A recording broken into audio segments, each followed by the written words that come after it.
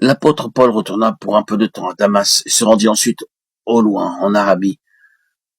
Je pense qu'il y a là avec sa Bible. Il y a toutes les évidences pour dire cela. Là, il y resta beaucoup de temps avec d'un côté la Bible et de l'autre Jésus sur le trône qui lui parlait.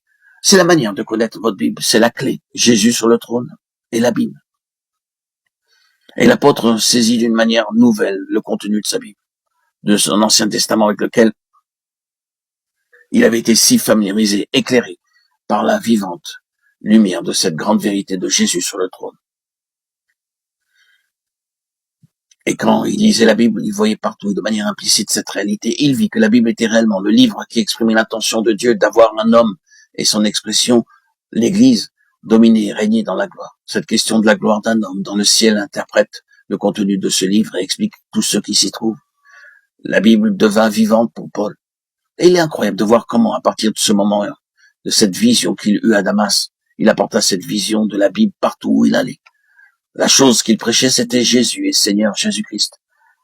Et Seigneur. Son thème était le Seigneur exalté, le Christ glorifié. Et Paul le prêchait à partir de la Bible. Cela avait changé sa conception de la Bible. Ce fut la cause et l'explication de son travail, de sa mission. Quelle fut la grande chose à laquelle il se consacra? Qu'est-ce qui fit de lui un apôtre? Sa mission et son travail étaient soumis au test de la gloire absolue du Seigneur Jésus, pour que Jésus puisse recouvrer sa juste place dans un monde et dans le cœur des hommes. Ce fut l'unique motif, le seul objet et la chose prépondérante dans toute son œuvre et dans sa mission. Ce ne fut ni ceci ni cela, mais la passion exclusive et centrale que Jésus soit Seigneur dans les vies. Son travail et sa mission furent assujettis à cela et transfigurés pour devenir son expérience. Ses souffrances et sa persévérance furent possibles à cause de cette vision.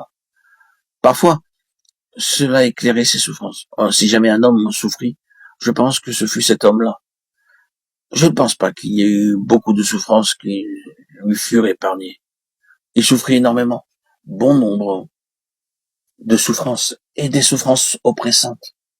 Mais écoutons-le déclarer car nos légères afflictions du moment présent produisent pour nous, au-delà de toute mesure, un poids éternel de gloire. Parce que nous regardons non point aux choses visibles, mais à celles qui sont invisibles. 2 Corinthiens 4, 17, 18.